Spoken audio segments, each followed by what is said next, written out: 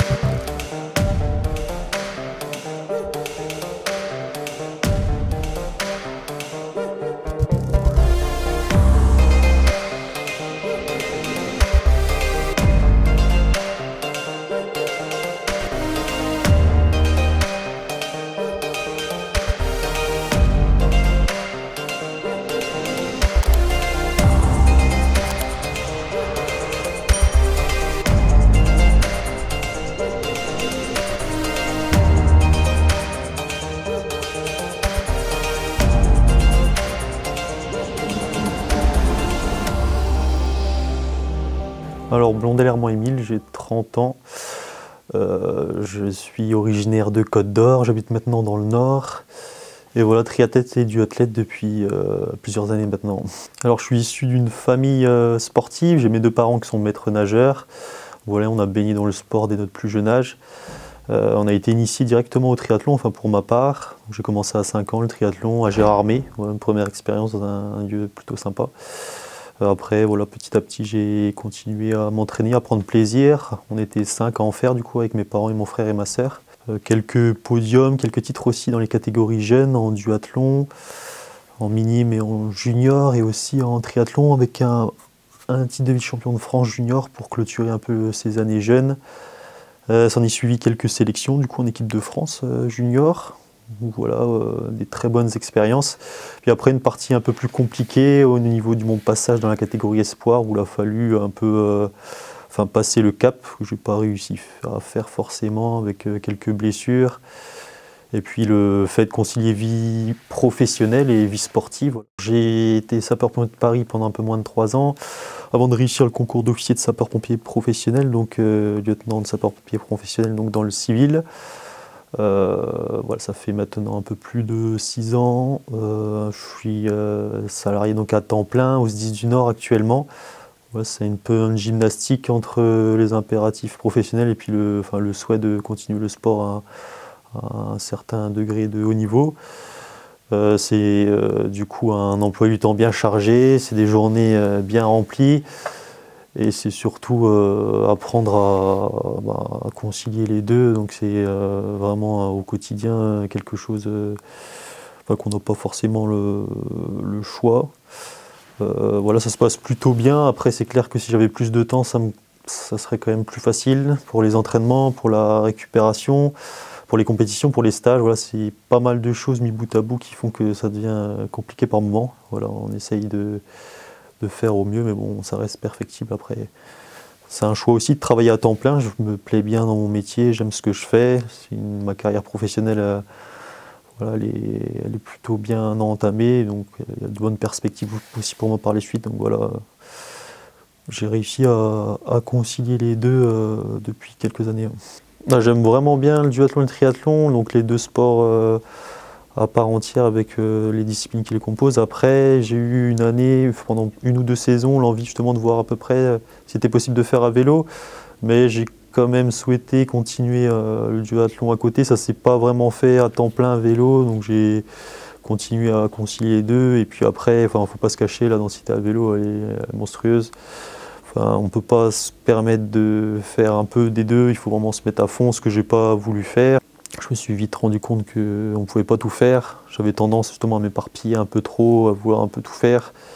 Et j'ai essayé de me focaliser un peu plus sur le duathlon, donc en délaissant cette partie vélo, mais que j'avais quand même de l'affection pour cette partie-là aussi. Donc c'était un cap à passer et au final ça m'a plutôt réussi, donc je pense avoir fait le bon choix là.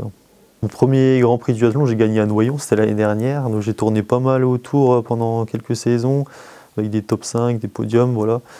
Gagner à domicile, c'était vraiment une belle expérience et pas mal d'émotions positives. Voilà, le Noyon, c'est un peu mon club de cœur. Ça fait quand même plus de 8 ans maintenant que je suis licencié là-bas. On a formé une équipe petit à petit d'amis. Il y a une super ambiance, super cohésion. On a un staff et puis un manager aux petits soins. Donc voilà, c'était une belle récompense aussi pour tout le monde, à la fois personnelle et collective. Ouais.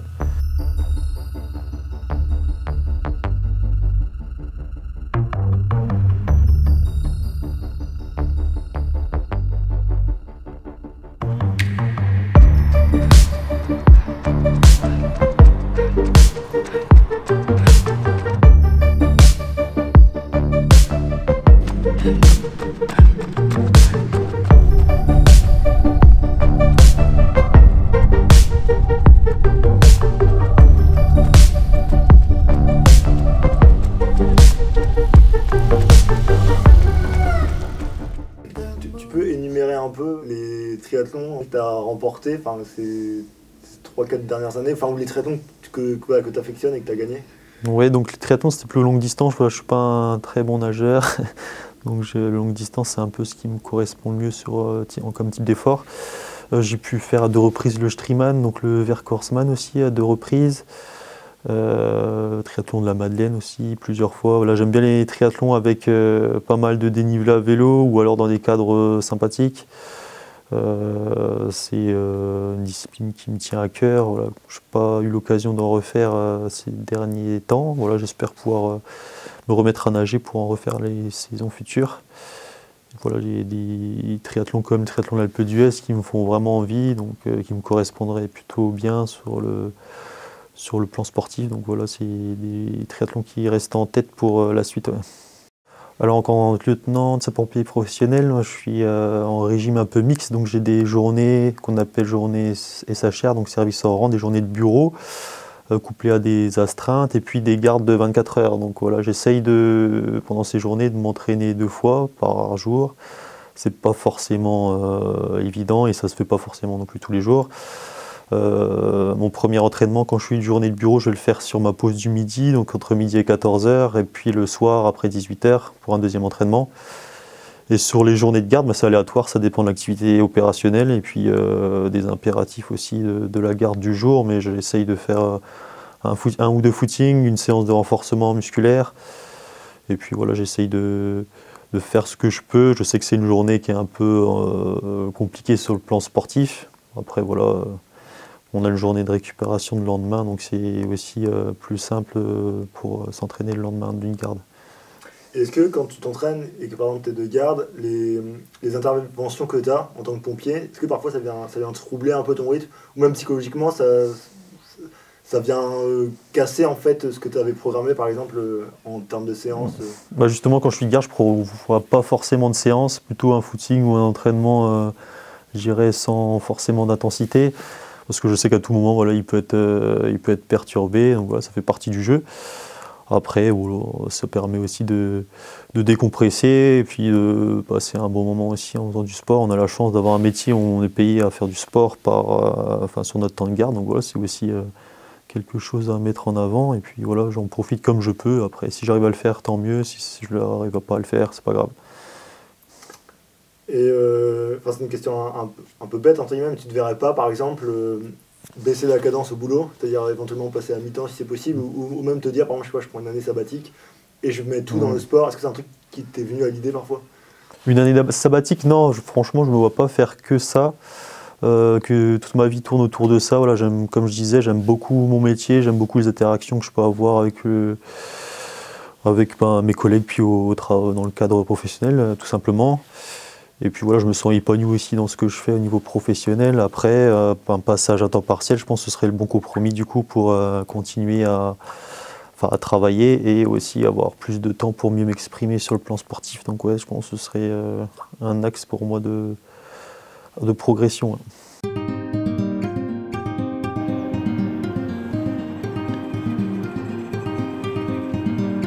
Cette vidéo est sponsorisée par Norelem. Norelem est une entreprise spécialisée dans la conception de pièces et de composants pour l'industrie. Implanté depuis plus de 60 ans, Norelem est aussi un acteur engagé dans le sport qui soutient des équipes et des athlètes comme Émile, qui est accompagné par Norelem depuis plusieurs années.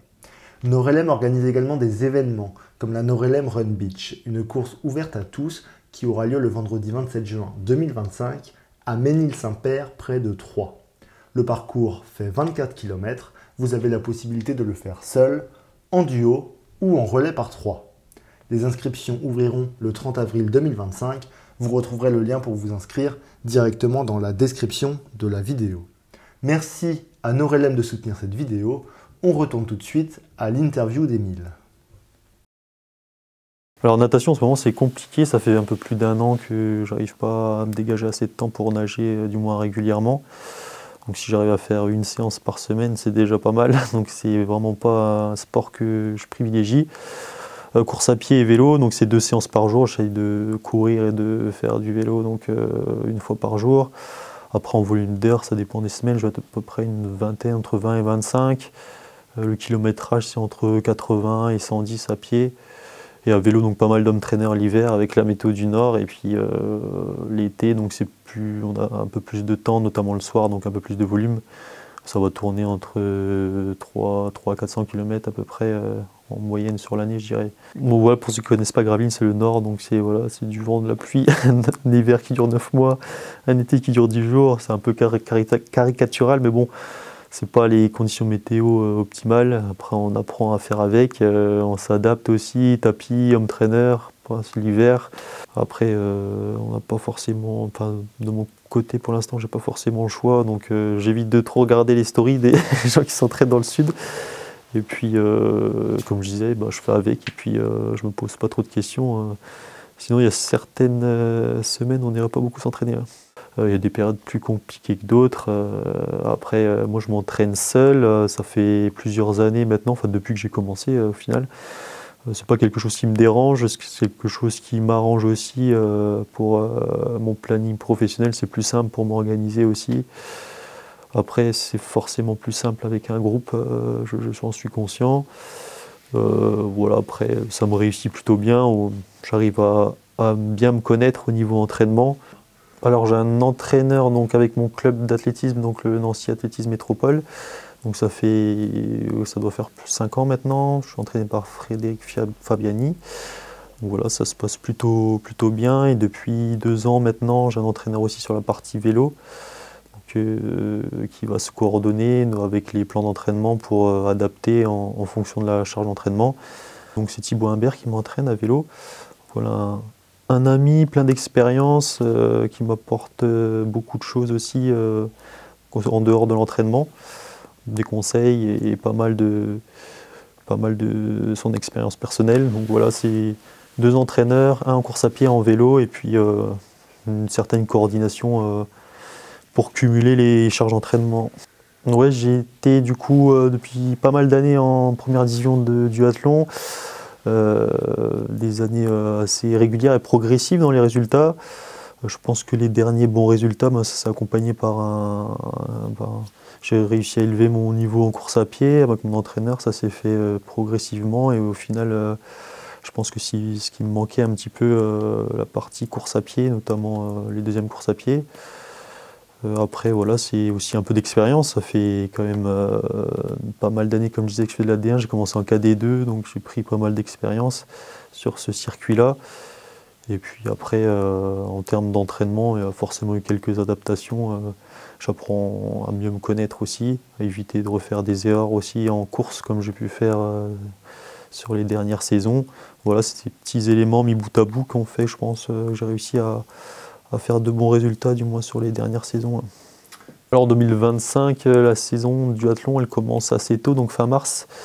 L'objectif, le premier Grand Prix fin mars, avec j'espère une sélection pour les championnats d'Europe, donc fin avril.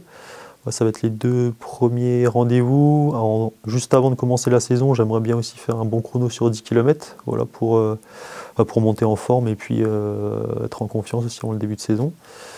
Une deuxième partie de saison elle va s'articuler donc, avec les Grands Prix qui vont se poursuivre, qui se finissent assez tôt cette année, fin août. J'aimerais retourner à Zofingen, donc au championnat du monde de duathlon longue distance, pour essayer de conserver mon titre. Et puis si le calendrier le permet, puis si l'occasion se présente, j'aimerais bien aussi refaire 1 ou 2 triathlons longue distance. Je n'ai pas encore déterminé lesquels, j'attends vraiment de bien ajuster le calendrier de course avec le calendrier professionnel aussi. Et puis s'il est possible de rajouter 1 ou 2 triathlons longue distance, ça me plairait bien. Ouais. Est-ce que tu as déjà fait un triathlon longue distance sans être sur le podium? J'en ai pas fait beaucoup, mais non, je n'ai pas souvenir sur ceux que j'ai fait, non, je pense pas. Et qu'est-ce que tu préfères entre les deux? Entre faire une saison de duathlon format S, quoi, enfin de Grand Prix, ou faire le Verkörman, le duathlon d'Alpe d'Huez, etc. À choisir, tu préfères quoi? Ah, c'est complètement différent, je ne sais pas si je pourrais faire un choix. Sur le plan sportif, après le duathlon, c'est quand même, surtout en France, on a un beau championnat, une belle densité, donc c'est quand même très relevé. Et puis voilà, les résultats parlent d'eux-mêmes après. Donc c'est ce qui permettent d'accéder bien souvent à des sélections. Donc voilà, on a un beau circuit, avec une belle densité. Après, côté parcours, c'est pas forcément là où on prend plus de plaisir, donc c'est souvent dans des zones artisanales ou des circuits qui sont pas forcément plaisants sur le plan sportif. Alors que sur des triathlons, voilà, on peut choisir un peu selon ses appétences, puis selon les cadres qu'on affectionne. Donc ça permet de passer un bon moment, des vacances ou un week-end aussi en même temps. Donc c'est complètement différent. Après, j'aime bien faire les deux. J'essaye d'en faire un peu moins aussi côté triathlon parce que voilà, comme je disais tout à l'heure, concilier plusieurs sports en même temps dans une même saison, c'est pas forcément optimal. Après voilà, je pense continuer encore quelques années là d'un duathlon et puis tourner vers un peu plus de triathlon longue distance par la suite. Mais ça me tenait à cœur, c'était depuis mes sélections dans mes années jeunes, j'avais pas eu de nouvelles sélections dans la cour des grands, si on peut dire. Donc ça s'est fait cette année, j'étais vraiment très content. Donc la sélection elle a été déterminée après le premier Grand Prix qui était Châtellerault. Donc il y a eu les championnats de France à Mâcon où j'ai pas fait une bonne course du tout. Je fais plutôt un bon Grand Prix à Châtellerault. Avec une 2e place, donc ce qui m'a remis dans la course pour la sélection et ce qui m'a permis d'être sélectionné donc, aux Europes à Coimbra au Portugal. Une 4e place au Portugal ensuite qui m'a permis d'avoir mon ticket pour les championnats du monde donc en Australie à Townsville en août avec une 6e place à la clé. Ouais, j'étais plutôt satisfait pour ces 2 premières sélections de montrer voilà, que j'étais dans la course pourquoi pas aller chercher une médaille au championnat d'Europe ou un top 5 au championnat du monde. Ce serait un objectif pour ces futures saisons de médaille internationale en duathlon sur le format court. Est-ce que tu prévois à un moment donné de te consacrer que à du format long? Oui, bien sûr, ça fait partie de mon projet de fin de carrière, entre guillemets. Donc voilà, le duathlon c'est prenant, ça fait plus de 10 ans que je fais des grands prix. Comme je disais, c'est vraiment ces sélections internationales qui me tiennent à cœur, même si je prends beaucoup de plaisir avec mon club de Noyon et puis avec les copains sur les grands prix. Après, la partie longue distance en triathlon, c'est quelque chose qui m'intéresse fortement aussi. Donc voilà, je ne sais pas quand je basculerai vraiment sur le tri longue distance, mais ça reste dans un coin de ma tête pour les années futures. Ouais, il y a une course mythique qui me fait rêver, moi c'est l'Ambraman. Si je devais faire un Ironman, ce serait celui-là, voilà, c'est réputé, le parcours est vraiment sympa, notamment à vélo. Voilà, si je devais faire un Ironman, ce serait vraiment celui-là. Ouais. Avec quel objectif? Je ne sais pas du tout me situer par rapport au circuit longue distance. Après, je serais vraiment nouveau sur ce type de format déjà qui m'impressionne. Déjà prendre de l'expérience un peu plus sur longue distance avant de basculer vers Ironman, je pense. Semi-marathon, marathon, c'est pas forcément des distances que j'affectionne, en tout cas sur une course FFA. Sur triathlon, c'est différent, mais moi j'aimerais bien vraiment abaisser mon chrono sur 10 km avant, pourquoi pas faire un semi. Alors j'ai fait mon record en 2023, c'était en 29,06, donc j'aimerais descendre sous la barre des 29 minutes. Après voilà, il faut trouver le bon 10 km, la bonne densité, la bonne météo, enfin c'est pas mal de facteurs qui doivent s'aligner pour faire une belle perf. J'ai conscience de l'entraînement et puis des difficultés de ces distances supérieures et je suis un peu compétiteur aussi. Si je passe à une distance supérieure, ce sera pour faire un chrono compétitif. Donc le faire pour le faire, ça m'intéresse pas plus que ça. Si je le passe sur un semi, ce serait vraiment pour aller chercher un bon chrono. Et puis voilà, c'est l'entraînement qui va avec, c'est le calendrier de course aussi qui doit s'adapter. Enfin, c'est pas mal de paramètres qui font que voilà, je reste les pieds sur terre aussi. J'évite de m'éparpiller, comme je disais tout à l'heure. Je me concentre sur mes objectifs et puis si l'opportunité se présente, pourquoi pas, mais voilà.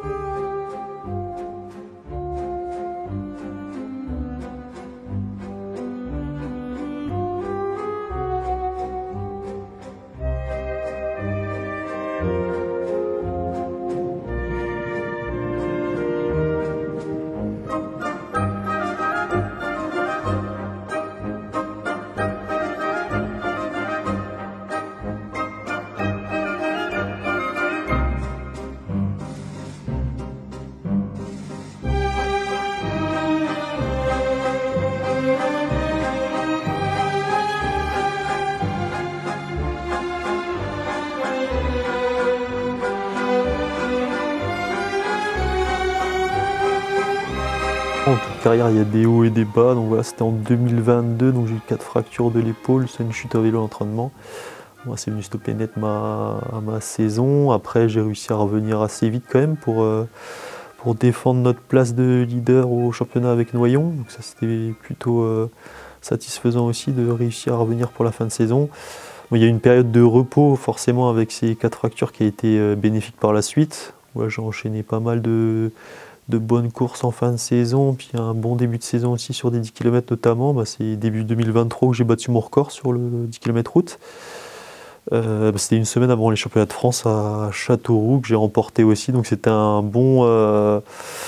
comment dire, une belle revanche là-dessus. Ouais, forcément au début, la frustration, on a quelques doutes. Après, voilà, on aime ce qu'on fait, on prend son mal en patience, et puis je pense que c'est ça qui nous fait continuer et puis revenir aussi assez rapidement, c'est qu'on aime ce qu'on fait, on aime s'entraider. Moi je suis plutôt compétiteur aussi, donc voilà, c'est ce qui nous motive à bien se soigner puis à revenir vite. Donc le jour où j'aimerais plus ce que je fais, je pense que forcément il y aura beaucoup plus de doutes et pas forcément l'envie de revenir. Bon, pour l'instant je me pose pas ces questions-là.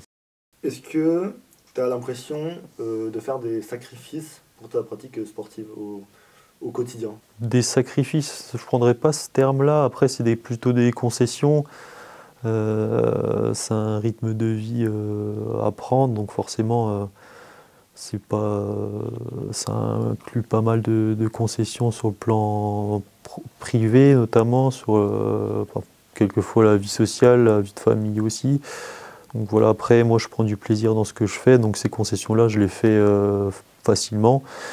Le moment où je prendrai plus de plaisir et où justement ces concessions elles deviendront trop pénalisantes ou que j'y vivrai mal au quotidien, ce sera le moment d'arrêter. Après pour l'instant ça se passe bien, c'est un rythme de vie bien chargé mais que j'arrive à poursuivre depuis plusieurs saisons, donc voilà, pour l'instant c'est plutôt des concessions que des sacrifices. Ouais.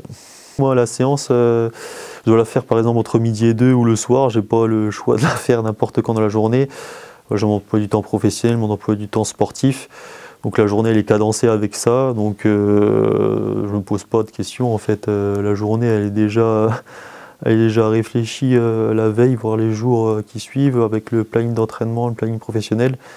Donc voilà, tout est un peu programmé, si je peux dire, et puis on se pose pas de questions et on suit le rythme un peu. Margot, elle fait aussi d'un duathlon et de la triathlon, donc ça aussi c'est plutôt une bonne chose dans le cercle familial proche, si je puis dire, d'avoir quelqu'un qui pratique et qui évolue au même niveau. Voilà, dans l'organisation aussi de la vie de tous les jours, c'est forcément plus simple et c'est plus compréhensible pour le conjoint ou la conjointe. Donc voilà, je pense que ce serait plus compliqué avec quelqu'un qui ne serait pas dans le même milieu ou qui n'aurait pas les mêmes attentes côté sportif. Donc c'est ce qui fait aussi qu'au quotidien ça se passe bien. Et puis après, voilà, j'aime bien m'entraîner aussi, donc ça reste un plaisir. C'est un peu ça le leitmotiv au quotidien. Ouais. J'ai pris beaucoup de plaisir à remporter The Fingen dans cette année. Donc voilà, c'est un format qui me plaît bien, avec une partie vélo où ça se fait vraiment à la pédale, donc c'est le vélo que j'aime bien. Et puis c'était une course où je ne m'attendais pas forcément à gagner. Je sortais d'une période un peu compliquée avec une chute sur un Grand Prix la semaine suivante, où j'avais pas prévu du coup d'y participer. Ouais, c'était un peu inattendu. J'avais pas fait aussi la prépa longue distance que je souhaitais pour me présenter serein sur la ligne de départ. Donc c'était voilà, beaucoup d'incertitudes et au final une bonne journée et une victoire à la clé. Donc c'est la victoire pour l'instant qui reste la plus plaisante à mes yeux. Ouais. Ça fait 15 ans que tu fais du haut niveau, tu fais de la D1 tri, de la D1 tu as eu plein de victoires sur plein de formats différents. Ce serait quoi un peu ton objectif ultime? Ouais, un objectif ultime qui fait rêver, après qui n'est pas forcément atteignable, c'est gagner un Ironman. Je pense à l'Ambraman dont je parlais tout à l'heure. Voilà, c'est la course qui me fait rêver un peu. Donc voilà, forcément gagner, ce serait mythique. Ouais.